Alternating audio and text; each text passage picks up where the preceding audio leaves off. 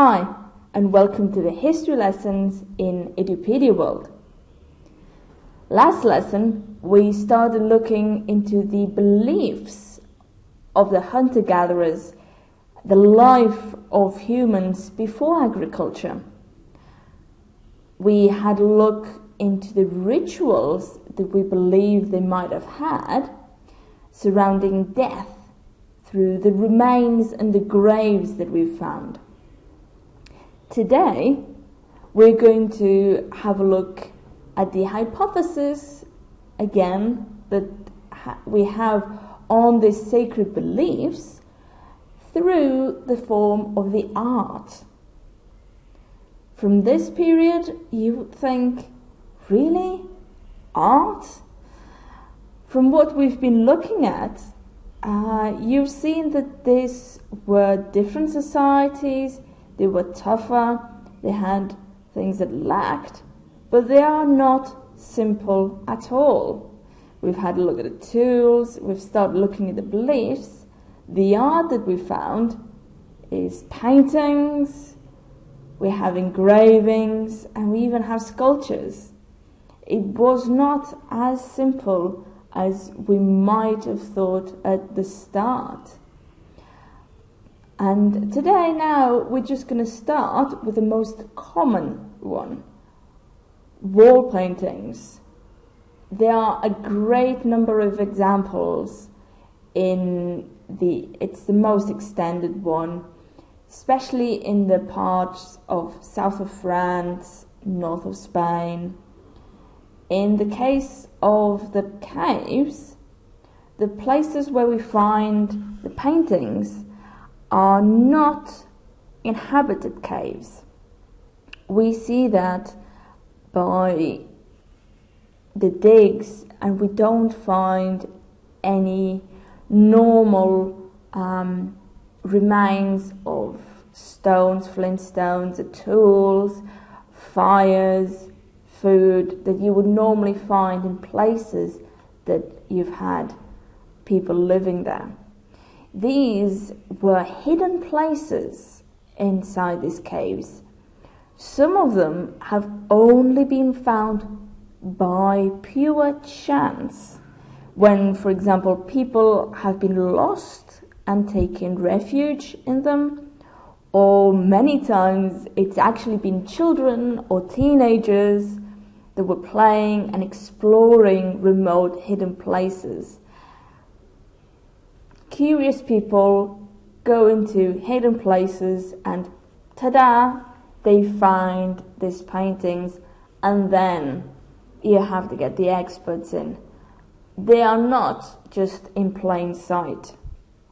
So it's obvious that they weren't meant to be seen every day, and that they had a deeper meaning.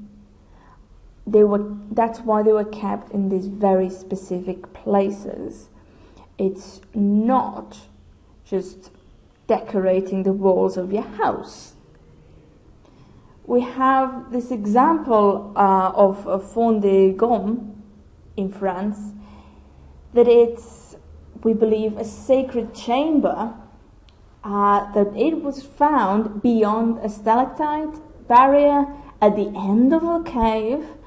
And at this end, we have this woolly rhinoceros painted with red ochre, high up a crevice, together with engravings of a lion and a horse.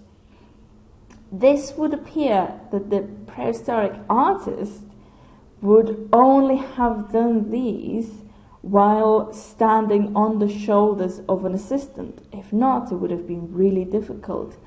And most probably only having a flickering lamp burning with maybe marrow or fat and a wick of moss. It's inconceivable that this was done just for arty, aesthetic reasons. It's a vertical wall of 3 meters, about 10 feet, above the floor. We see that also all these paintings that we'll be looking at are polychromatic paintings. It's not only black and white.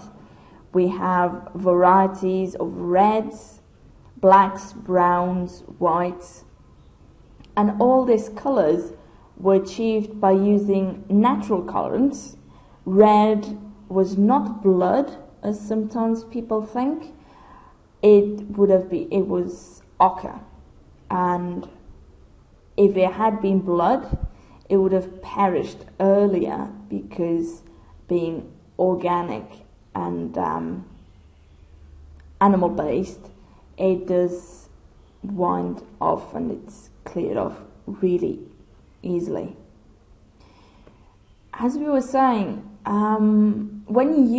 if you've ever visited one of these cave paintings, visitors have modern lighting, and it has destroyed actually the kind of view in which these paintings were meant to be seen. These were meant to be seen in torchlight, in damp, dark caves. We have to picture how this experience would have been for these people. The paintings with torchlight would have come alive, being able only to see them partially sometimes and flickering. That would have given them a magical sense, some movement, and especially in these dark places and real down in caves, sometimes you can't breathe as easily. So mentally, that would have also given sometimes a drug-like impression. The example you can see now is Lascaux, also in France. Here you have numerous representations of mythical animals also. It's in a really secluded sort of crypt, entered by a drop of 7.5 meters, 25 feet, below the level of the floor, and we have various scenes, some portraying a man killed by a bison with its flank transfixed by a spear. There's a woolly rhinoceros painted in a different style, which seems to be slowly moving. You have a man on a bird pole. It's really diverse. This problematic scene has been thought to be a painting of a deceased hunter who we think he might have been buried in the cave. Another possible explanation would be quite sinister, having been executed with a malicious intent of bringing about the destruction of the hunter. In any case, we don't know. The view of its position must have been regarded as having great potency for either good or evil by those who were painting it in this very difficult and dangerous part of the cave. So you were painting something that you wanted to happen or not, or maybe that had happened in these parts, to give it this magical sense, to give it power. There's actually mythical animals, unicorn types. These are believed not to be these mythical creatures. One of the theories is it's not a mythical creature per se, but a sorcerer in disguise that would have the power of changing. They thought one of the theories is that they thought that sorcerers could change and impersonate ancestral spirits and be responsible for fertility, success, hunting, and that taking the powers of the animals, they could use them for human motives. We see another example here. We first, this is from Les Trois Frères in France, and we'll just go back to it in a second, because I want to explain that one of the intentions with the depiction of all these animals and the hunting would probably be to cast spells on the animals to be hunted and make it more easy, profitable and safe for the hunting grounds. These are the most common scenes in prehistorical paintings, and they have not only aided historians to study and confirm the fauna that there was at that time, but also knowing what type of animals were hunted. It helps us situate chronologically the remains of the site, so they're really important. And let's go back to this really strange painting that we find in Tour de Daudebert in France. This was on, or is on, a wall beside a sort of a window that was found partly painted and partly engraved with this figure. It's partly engraved, partly painted. It's known as the Sorcerer, and as you can see, it has a human face, long beard, the eyes of an owl, the claws of a lion, and the tail of a horse. The theories behind this image is that it would represent, like we've said before with the unicorn, a type of a shaman performing a dance, and in this dance embodying the attributes of all these different animals to take their power and use their influence to then use for the tribe's needs. So taking into his hands all the different powers of all the different animals, you could achieve better success, for example in hunting, because you could have dominion over these animals. Another really curious form of painting is human hand stencils. These forms are the most ancient themes in human art. We have positive prints that were probably formed by covering the hand with paint and then placing it on the surface, like we've all done as children. And then we have the stencils. They are the negative images formed by placing the hand against the surface and then blowing paint around it. We found them in Latin America, Sahara, Indonesia, Australia, Tasmania, and many other places dating back several thousand years. That's why they're the most common and most ancient of all. We've had various sometimes, normally for Europe it's the Upper Paleolithic cave art, and they've been used for all the stretch of the Paleolithic area. As a curiosity, in experimental replications of these hand stencils to understand how they were made, they have seen that they were best produced by blowing watered down pigment of more like a runny consistency through hollow tubes, and using probably ochre stained shells and bird bones under the stencils, and holding this probably in a hand and using the other hand and using the same hand to blow across the first one, or someone helping you, probably was difficult to master, and it quickly must have resulted in lightheadedness. So it produces also a strange loud whistling noise. So it is quite easy to imagine how strange and dangerous these deep cave environment paintings.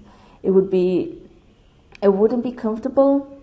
You would be lightheaded, and with the whistling, everything combined with the darkness and dampness, it would create this magical experience that we've said, more like drug-like, because when you're blowing for a while, your head just gets lighter and lighter. And it would have had a more magical significance. This is not just graffiti, as we've said before. Most likely it was also a collaboration that has been found that these hands were both men and women's. We've got like an 80% chance of getting this right. But the studies do say that it was both men and women. It's not just one sex that worked on this. And that most hands were being used with the left hand. So probably, as most humanity, or most of humans are right-handed, so they would be using the left to do the stencils. And if you have a quick look, at the picture, and you might find some hands that are missing fingers. Can you find some? Because this is one of the mysteries that we have. There's a lack of digits in some hands. At first, it was thought there would probably be mutilations because of cold, but these are prepared societies. And in some cases, there are a lot of fingers missing. And a society like a hunter-gatherer, don't you think this would have been more like a life sentence and depending totally on your tribe, because you can't do anything with your hands? We think that it's more probable that they were bending the fingers on purpose. We don't know exactly why, but there are some theories. One theory is that this would be a type of signal that they had during hunting. Another is that if you have a quick look at this, these hands are made next to cracks in the wall, in the stone.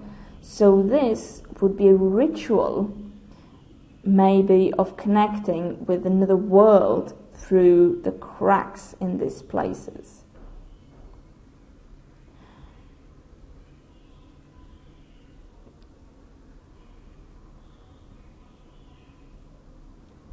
Now, changing, we go to another type of art. We have sculpture. And this prehistoric religion belief is centered obviously in birth, in fertility. These figurines are commonly called Venuses, and they have their maternal attributes strongly emphasized.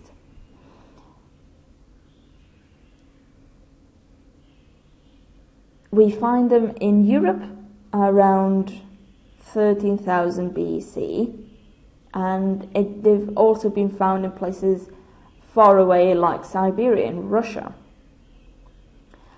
These statues are normally depicting pregnant women, and as you can see, big breasts, big bellies. Everything is exaggerated, and the faces are not normally shown. It's quite a just neutral, plain idea.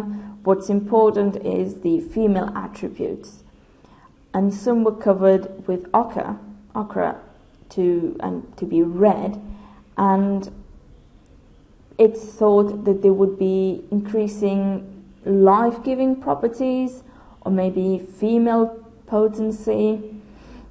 There are also an idea of this primal mother goddess, that the first sacred beliefs weren't around a male god, but a mother god, a female god, because that is where life came through.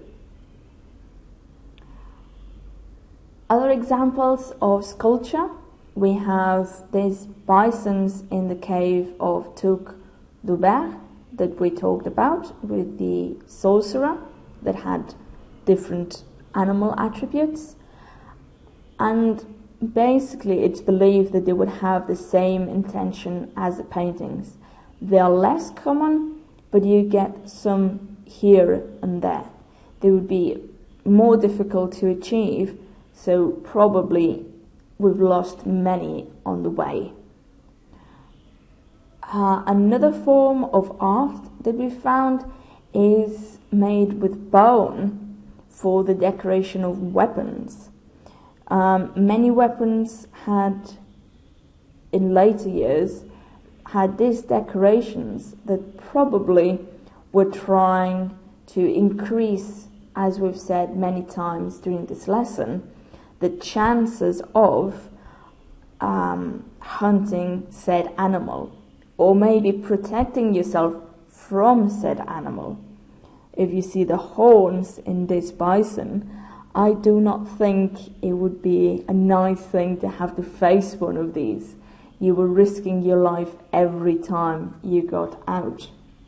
So they needed this extra protection with this amulet to give them more luck and a sense of being stronger, probably. So this was also a quick overview in art, in prehistoric art. We'll have a short lesson giving you more information, more detailed information of an example.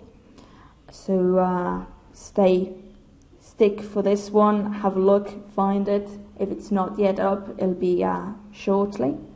I hope you enjoyed this lesson, and see you in the next one.